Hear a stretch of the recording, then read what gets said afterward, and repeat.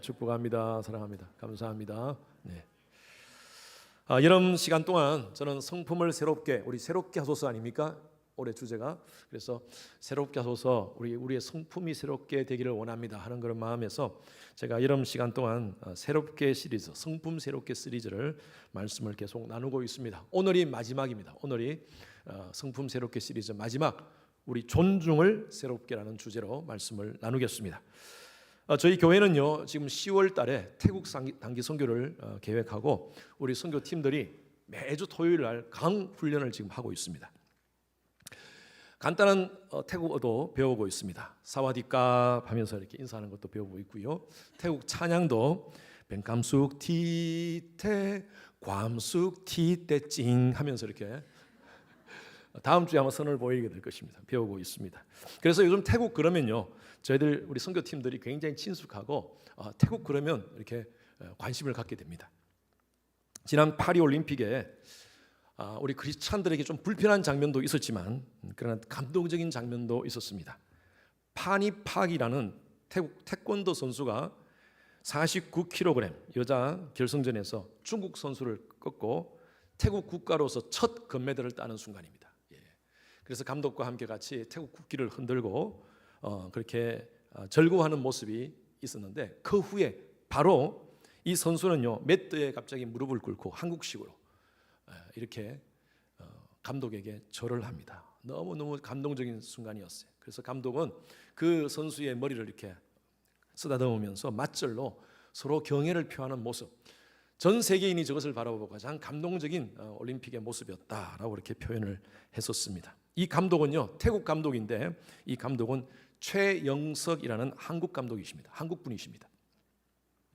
이분은 굉장히 이름이 타이거 최입니다. 타이거 최. 호랑이처럼 훈련을 시키는, 아주 강도 높은 그런 훈련을 시키는 감독이신데, 실력이 아무리 좋아도 품성이 나쁘면 선수로 기용하지 않는다고 그렇게 합니다. 그래서 태국에서는요, 이분 때문에 태권도를 예의범절의 인성교육 스포츠다라고 해서 사람들에게 많이 지금 인기가 많아진다고 합니다. 우리나라는 예로부터 동방예의지국이었습니다.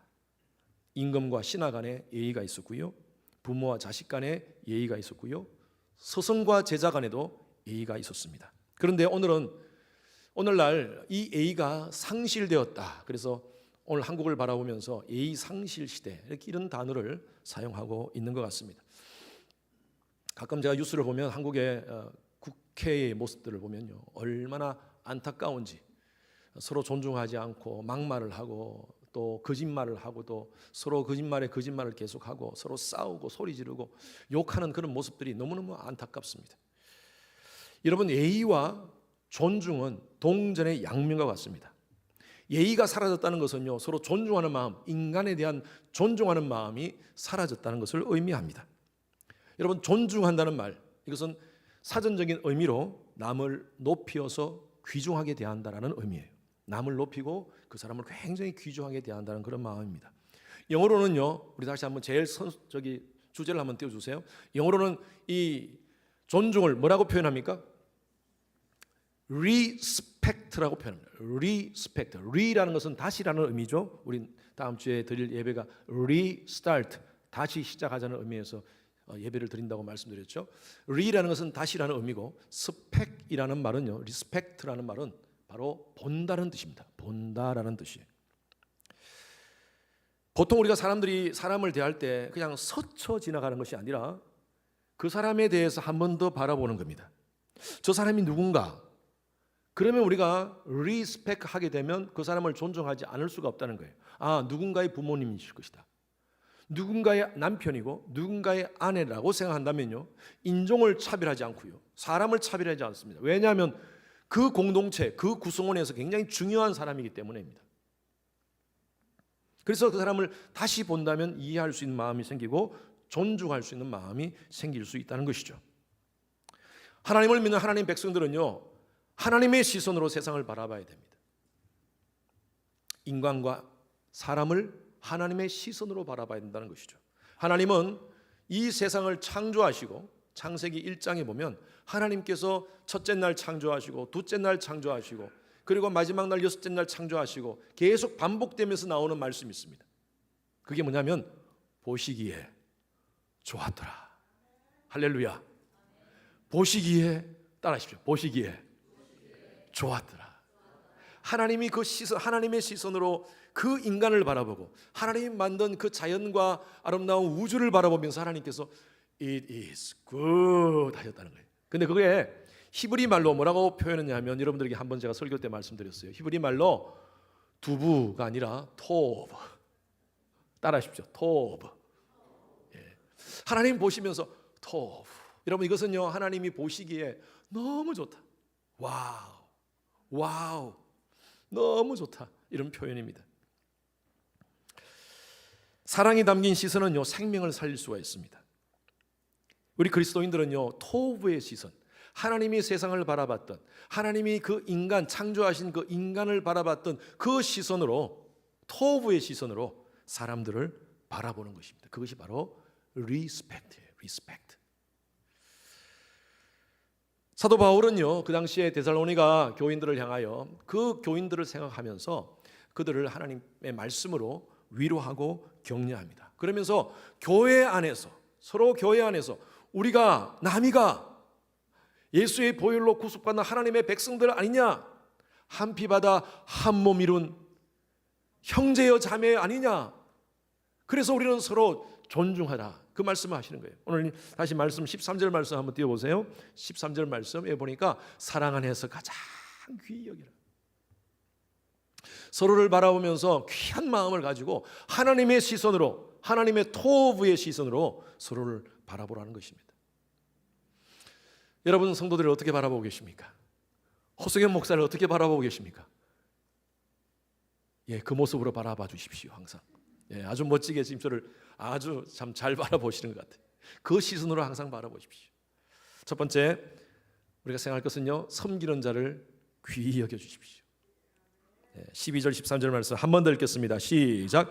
형제들아, 우리가 너희에게 구하노니 너희 가운데서 수고하고 주 안에서 너희를 다스리며 고난하는 자들을 너희가 알고 저의 역사로 말미암아 사랑 안에서 가장 귀히 여기며 라고 되어 있죠. 사랑 안에서 가장 귀히 여기는데 누구를요? 너희 가운데서 수고하고 너희를 다스리고 권하는 사람들. 누구겠습니까? 교회 안에서 지도자들입니다. 여기 수고하고라는 헬라어 단어가 재밌습니다. 코피아노. 이 의미가 뭐냐면 코피 터지기 일하는 사람. 재밌죠? 근데 뭐 그런 의미는 아니지만 하여튼 열심히 일하는 사람. 코피아노. 이 정말 열심히 앞서서 수고하는 사람. 또 그 다음 보니까 다스리며라고 표현되죠. 이 다스리며라는 헬라어 단어는 프로이스테미. 우리 영어의 프로라는 말은 앞이라는 의미가 있잖아요. 이스테미, 스탠딩의 의미가 바로 여기서 나온 말이에요.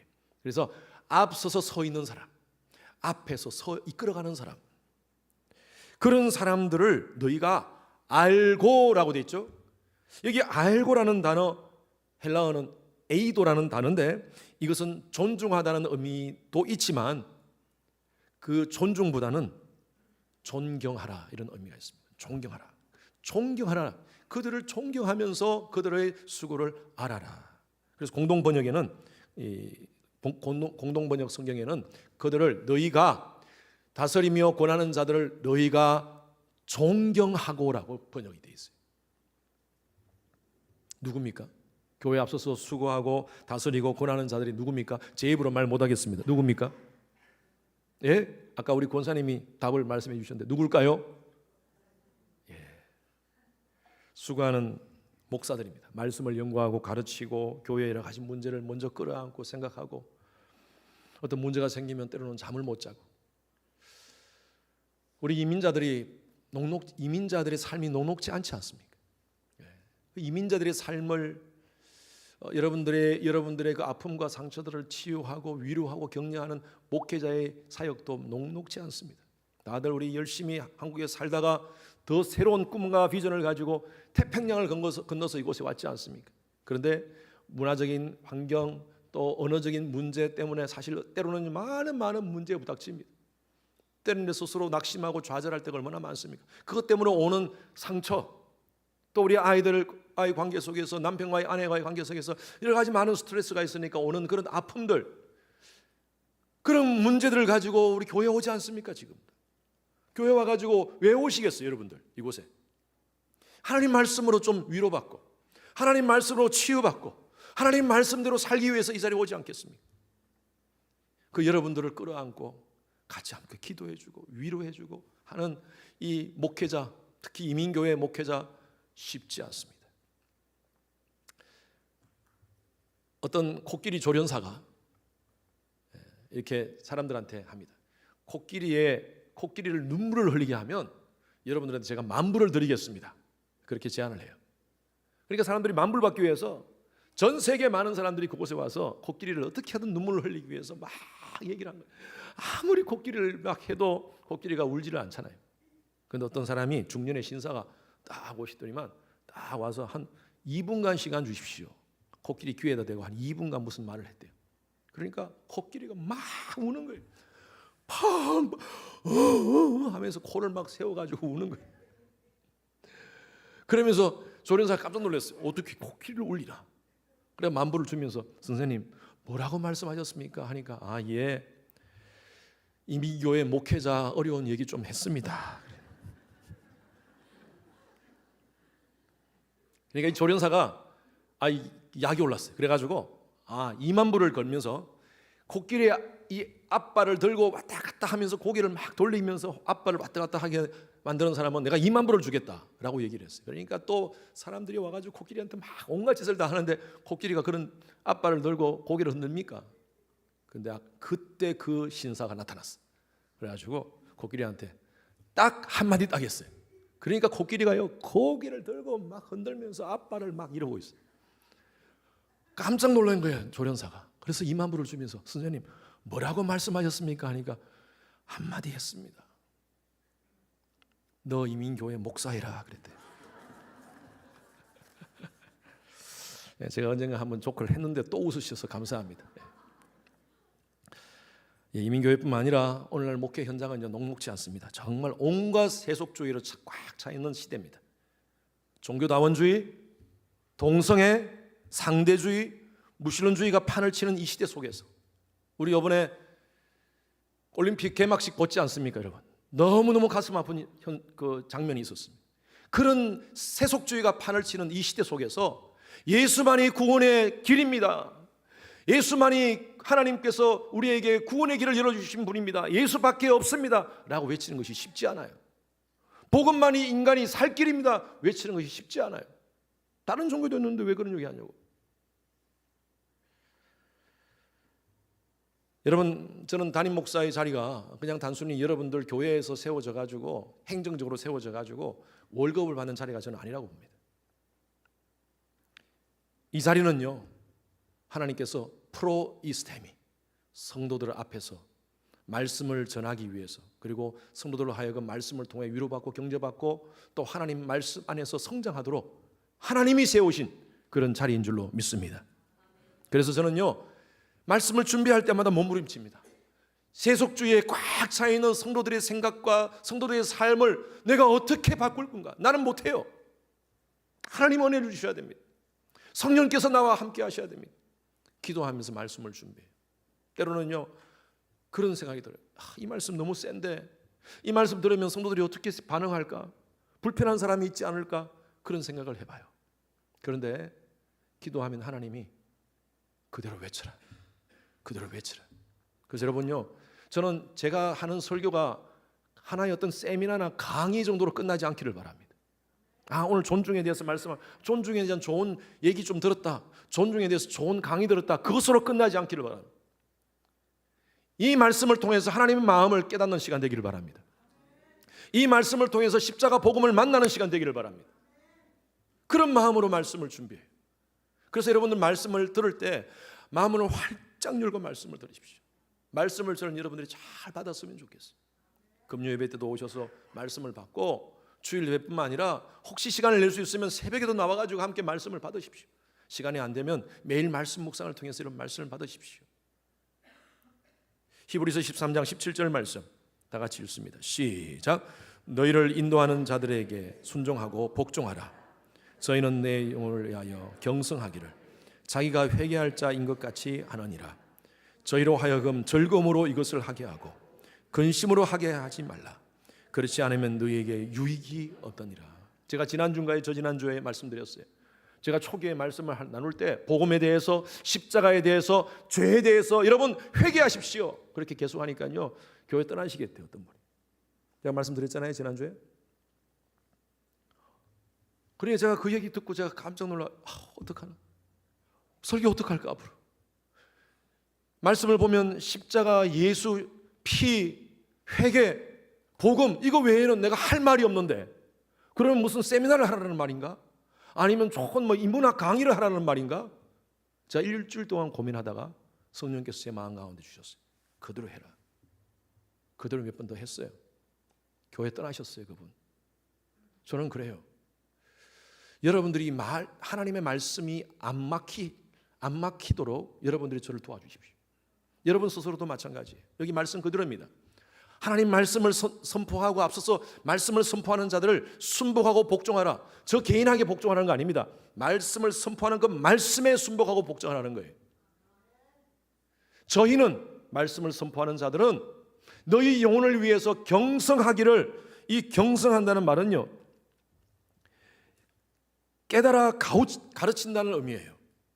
깨우친다는 의미예요. 그래서 이 말씀을 제가 이 말씀을 풀어드린다면, 목회자들이 경성케 하는 사역을 기쁨으로 하게 하면 너희들에게 큰 유익이 있다는 말이에요. 그렇죠? 저희로 하여금 즐거움으로 이것을 하게 하면 너희에게 유익이 있느니라. 반대로 이것을 근심으로 하게 하면 어떡하나, 이 말씀을 어떻게 선포하나, 이거 하지 말지, 이거는 빼지, 이렇게 고민하게 만들면요 우리한테 유익이 있다 없다? 답 좀 해주세요. 없다.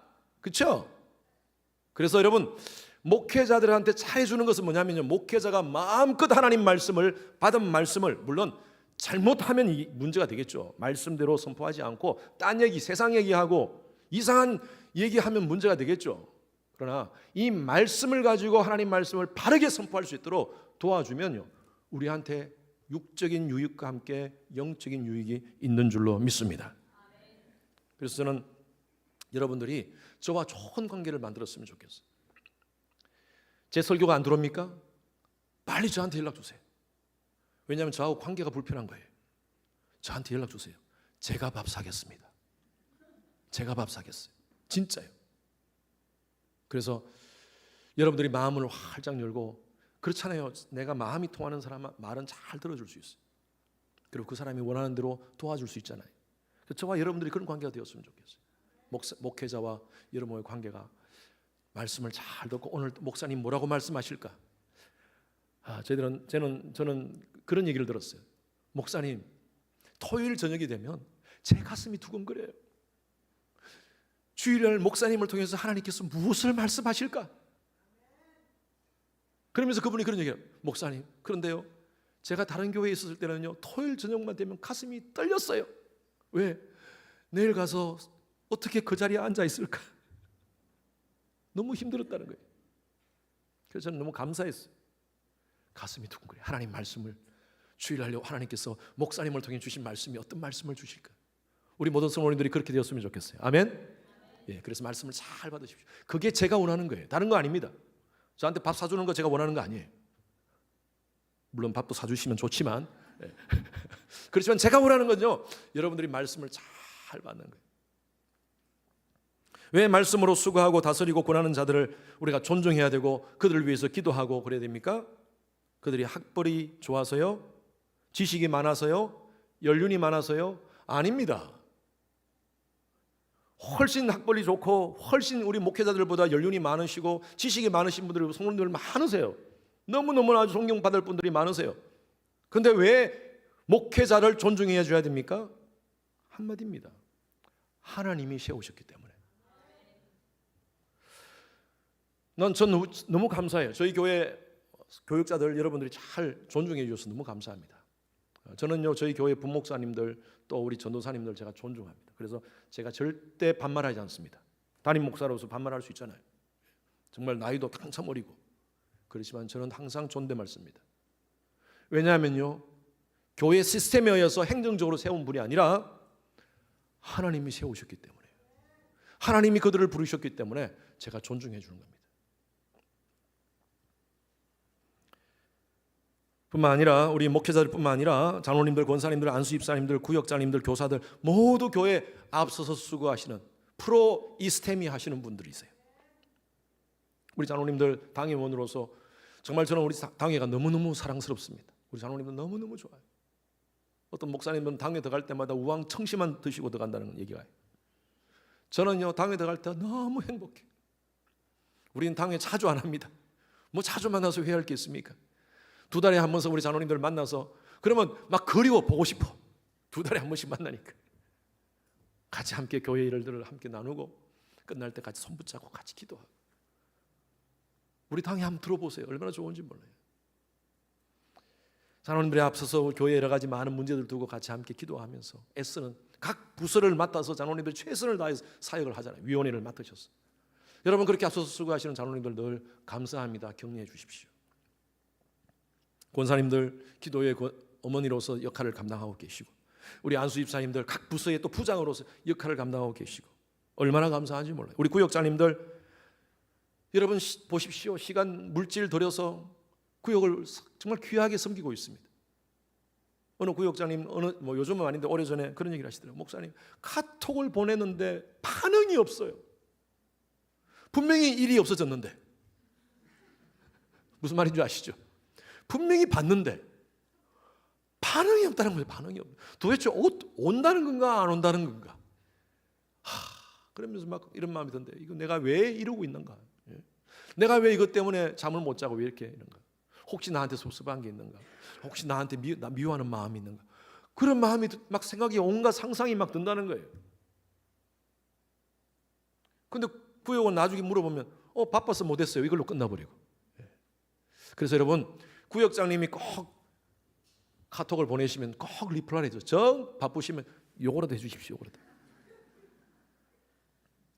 앞서서 수고하는 분들 아닙니까? 그게 격려예요. 감사합니다. 구역장으로서 수고해 주셔서 너무나 감사합니다. 교회 우리 산부에 보면 여러분들이 섬기는 분들이 많습니다. 교사로 섬기는 분들, 여러분 교사 쉽지 않습니다. 여러분 자녀들, 우리 아이들 얼마나 잘 양육시킵니까? 말씀을 공과를 준비해가지고 그 아이들 위해서 기도해주고, 또 어떤 교사들은 신방까지 해요. 보니까 얼마나 귀한지 몰라요. 늘 감사를 표현해 주십시오. 그래서 오늘 이 말씀대로 그들의 다시 한 번 더 데살로니가전서 5장 12절 13절 말씀 띄워주세요. 여기 말씀해 보니까 그들의 수고를 알고, 너희가 알고, 그죠? 그리고 저희 역사로 말미암아 사랑 안에서 가장 귀히 여기라. 그들의 수고를 알고 그렇게 존중하시는 여러분 되시기를 주님의 이름으로 축원합니다. 두 번째로는요, 성도 간에 서로 귀히 여깁시다. 14절 한 번 더 읽습니다. 시작. 또 형제들아 너희를 권하노니 게으른 자들을 권계하며 마음이 약한 자들을 격려하고 힘이 없는 자들을 붙들어 주며 모든 사람에게 오래 참으라. 이 짧은 말씀에 굉장히 깊은 많은 말씀들이 담겨져 있습니다. 여기 사도 바울은요 데살로니가 교인들을 향하여 형제라고 표현하고 있습니다. brothers요, 형제들아 이렇게 표현하면서 왜 형제라고 했냐면요, 믿음 안에서 우리가 남이가예요. 우리가 남이가 비록 떨어져 있지만 사도 바울은 지금 고린도 지역에 있는 사람이고 데살로니가에 있는 그 형제들을 위하여 편지를 쓰면서, 그 교인들을 위하여 편지를 쓰면서 형제들아, 예수 안에서 산 소망을 가지고 있는 그 믿음을 가진 자들아, 우리는 남이 아니다라고 표현하는 겁니다. 제가 설교 가운데서도 우리라는 단어를 많이 써요. 우리 한국 사람들은요 이 문화 속에 우리라는 단어를 참 많이 씁니다. 단어 가운데서도 우리라는 말을 많이 써요. 자기 아내를 소개할 때 여기 우리 마누라입니다. 그게 어떻게 우리 마누라 합니까? 자기 마누라지. 우리 남편입니다. 어떻게 자기 남편이지 우리 남편입니까? 우리 아이들은 그래요. 우리 집에 가자. 어떻게 우리 집입니까? 너 그 집이지. 그죠? 예. 어떤 분은 전도하면서 내일 우리 교회 갑시다. 예수 안 믿는 사람을 향하여 우리 교회 갑시다. 어떻게 우리 교회입니까? 그죠? 근데 우리라는 단어는 우리는 익숙합니다. 그래서 우리 한국 사람들은요 우리 의식이 있는 것 같아요. 특히 우리가 예수 믿는, 예수의 보혈로 구속받은 하나님의 백성들은요 우리 의식이 있어야 돼요. 우리는 영적인 가족 공동체인 줄로 믿습니다. 서로가 필요한 존재예요. 이민생활 하면서 아까 말씀드린 대로 다들 쉽지 않습니다. 때로는 외롭습니다. 우리는 서로가 필요해요. 가정마다 말할 수 없는 그런 사정이 다 있습니다. 누구에게나 아픔 없는 사람이 없습니다. 그래서 여러분, 절대 다른 사람 비난하지 마십시오. 내가 비난하는 사람이, 그 사람이 내 자녀고 나하고 관계되는 친척이라면 여러분 그렇게 비난할 수 있겠어요? 그런데 남이 내 아내를 비난하고 내 자녀를 비난한다면 여러분 못 참잖아요. 똑같은 입장이에요. 서로 리스펙하는 거예요. 다시 바라보는 거예요. 내가 비난했을 때 저 사람의 가정, 저 사람의 남편, 아내가 어떻게 생각할까? 저 사람의 자녀들은 어떻게 생각할까? 만약에 내가 저런 상황에 처했을 때 나는 어떨까? 이게 바로 리스펙트예요. 다시 보는 거예요.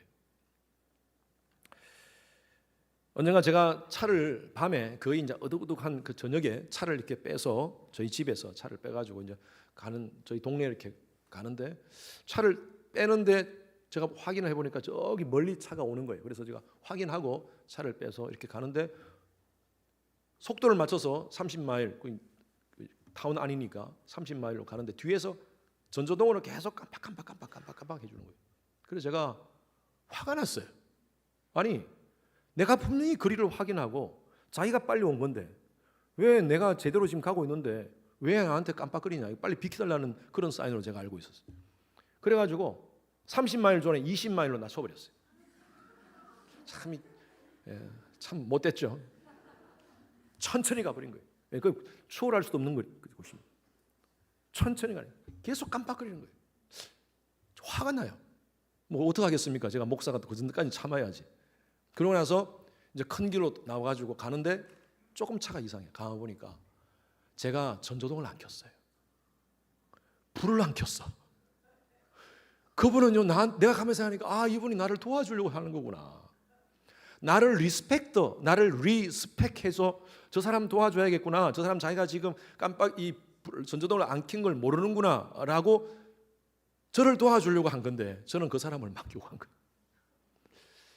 저는 그 사람을 리스펙트하지 못했어요.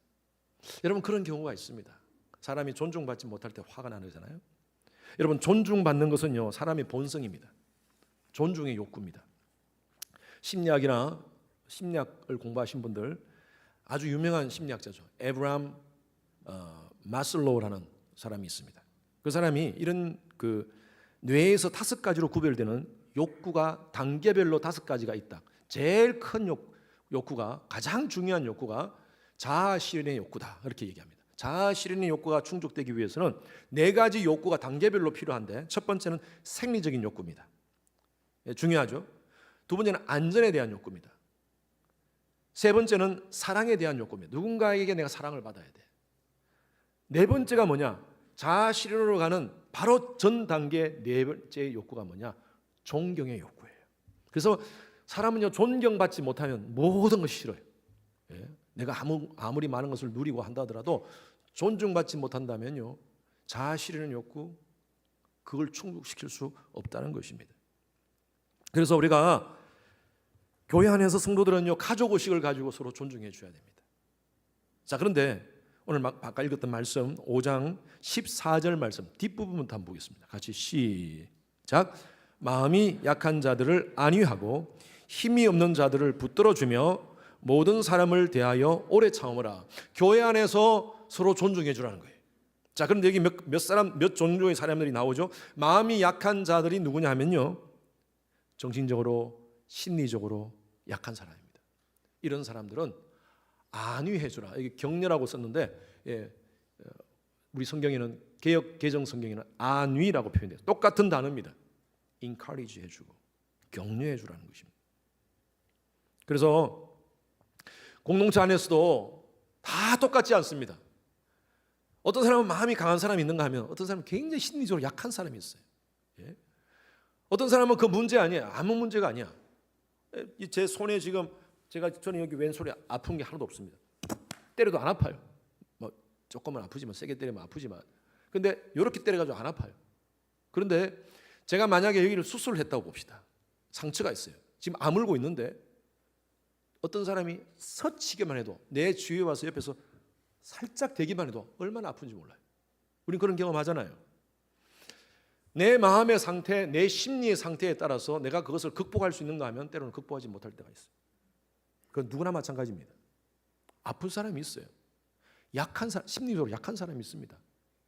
근데 우리가 같이 이렇게 인간관계를 하다 보면 어떤 사람이 아주 센시티브하게 그렇게 반응하잖아요. 그럴 경우에는 우리가 어떻게 되냐면요, 우리가 예수를 믿고 형제를 갖는 사람이라면, 우리 의식을 갖는 사람이라면, 특히 우리 교회 공동체 안에서 우리가 함께 공동체 형제 의식을 갖는다면, 제가 이렇게 표현했어요. 여러분들에게 악해서가 아니라 약해서구나. 약해서 그렇구나. 왜 지나가다가 갑자기 나한테 눈을 탁 홀겨요? 왜 홀리겠어요? 약한 거예요. 뭐가 약한 게 있어요. 그럴 때는 어떻게 해야 됩니까? 이리 오세요. 왜 나한테 눈을 홀겨? 그러지 마시고, 아유, 밥 안 먹어. 우리 밥 안 먹자 하면서 가서 손 한번 붙잡아 주는 거예요. 네? 우리 밥 안 먹자. 여러분, 한국 사람도 그래요. 따뜻한 국물 속에 오가는 정. 밥만 먹으면 해결되는 문제. 그래서 악해서가 아니라 약해서구나. 뭔가 마음에 상처가 있었구나.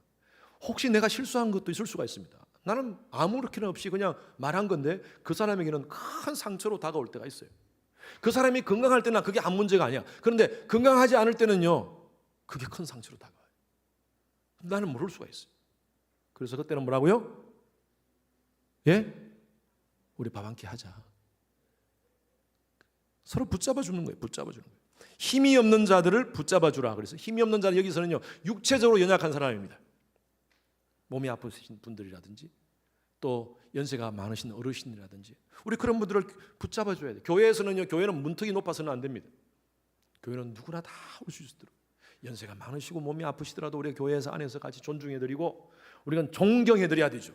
우리는 바른 예의전이잖아요. 존경해 드리고 교회에서 몸이 아프신 분들이 오면 또 그분들을 더 격려해 드리고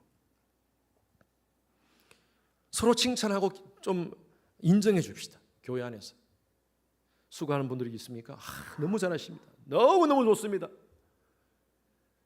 그렇게 좀 칭찬하고 격려했으면 좋겠습니다. 그런데 교회의 질서를 위해서, 건강한 교회가 되기 위해서 꼭 필요한 게 있습니다. 그게 뭐냐면 우리가 미스하고 안 읽었던 이 14절 앞부분입니다. 제가 의도적으로 두 번째로 이렇게 넣습니다. 자, 14절 A 시작. 또 형제들아 너희를 권면하노니 규모 없는 자들을 권계하고 라고 되어 있죠. 여기 규모 없다라는 말은 헬라어로 아닥토스라는 단어인데 이거는요, 제멋대로라는 의미예요. 제멋대로. 교회 안에서 자기 마음대로 하는 것입니다. 교회 공동체를 힘들게 하고 교회 가정을 깨트리려고 하는 사람이 있습니다. 심각한 자기의 죄에 대해서 반성하지 않고 거듭거듭 같은 죄를 계속 지으면서도 뻔뻔하게 교회 안에서 그렇게 행동하는 사람들이 있습니다. 그런 사람을 어떻게 하라고요?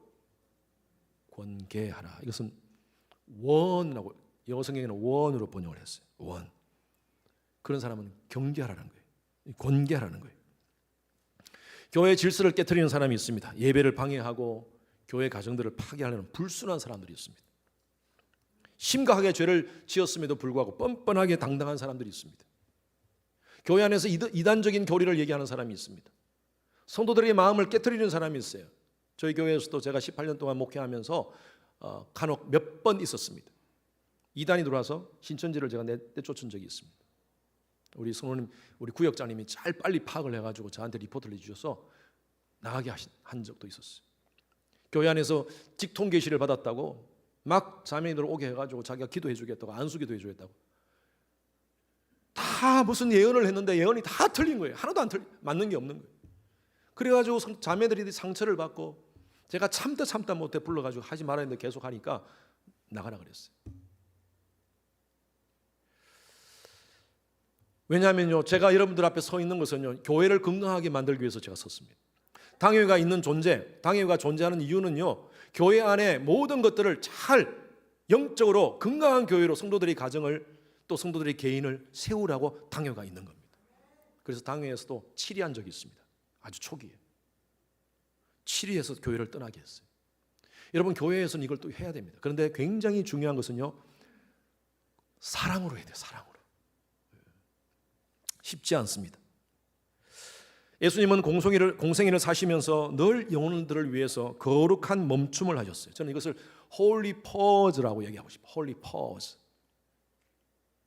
이게 바로 리스펙트예요. 길을 가다가 예수님께서 길을 가다가 혈류병 여인이 예수님을 가까이 합니다. 예수님이 사역할 길이 너무나 많고 사역할 사역들이 너무 많은데 시간이 없는데 그 여인을 위해서 예수님은 멈추십니다. 그리고 그 여인을 치유해 주셨어요. 이게 바로 리스펙트예요. 가늠한 여인, 사람들이 돌을 들고 그 여인을 죽이려고 하는 그 상황 속에서 예수님이 멈추셨어요. 홀리 포즈를 하셨어요. 그리고 그 영혼을 불쌍히 여기셨어요. 요한복음 4장에 보면 한 여인이 나오는데 5번 결혼 실패하고 인생이 꼬여서 쓸모없는 인생이라고 사람들한테 손가락질 당했던 여인입니다. 자기 스스로도 너무 부끄러워서 남들 다 오지 않는 12시에 정오 12시에 물기르러 왔던 여인이었어요. 예수님께서 그 여인을 위해서 홀리 파우스 멈추셨어요. 리스펙트 해주셨어요. 그리고 그 여인에게 십자가 복음을 전가해 주셨어요. 영원히 목마르지 않는 생수를 그 여인에게 나누어 주셨어요. 여러분, 그것이 바로 하나님의 시선이에요. 여러분, 교회 안에 우리 다들 밝고 아무 문제 없는 것 같이 보이지만 각자 가정마다 아픔들이 다 있어요. 상처들이 다 있어요. 어떤 분들은 우리 같이 인사합시다, 사랑합니다, 축복합니다, 인사하십시오 하면 우리 성도님들 다 이렇게 웃잖아요. 제가 다 봅니다. 여러분들 인사하는 모습들 다 봅니다. 막 다들 웃고 사랑합니다, 축복합니다 인사하는데 어떤 분은요, 그런 분이 있어요. 저는 그런 분들이 눈에 보여요. 왜 그런 줄 아세요? 그분의 마음에는요, 참 당신은 좋겠다, 그렇게 밝게 웃고 인사할 수 있어서 좋겠다, 나 그런 마음의 여유가 없어, 나 너무 힘들어, 지금 나 너무 아파, 당신 내 마음 모르지. 그런 성도들이 있어요. 우리는 그런 분들을 돌아봐야 돼. 홀리 퍼즐을 해야 돼. 나 괜찮다고, 아니 왜 이렇게 세상이 아름답고 좋은데, 나는 잘 먹고 잘 사는데 왜 이렇게 힘들게 사냐고. 배고프면 빵 먹으면 될 거 아니냐고. 옛날에 그런 말이 있었잖아. 누가 빵 살 돈도 없는데. 여러분, 그래요. 교회 안에서 서로 리스펙트 합시다. 서로 돌아봅시다. 예배드리러 올 때도 마찬가지, 존중하는 마음을 가지고 오십시오. 여러분, 예배 때 우리가 누군가에게 약속을 했는데 그 자리에 내가 앉아 있는데 10분이 지나고 20분이 지나고 늦게 오면요, 어떤 마음이 드세요? 저 사람이 나를 무시하나? 나를 존중하지 않는구나.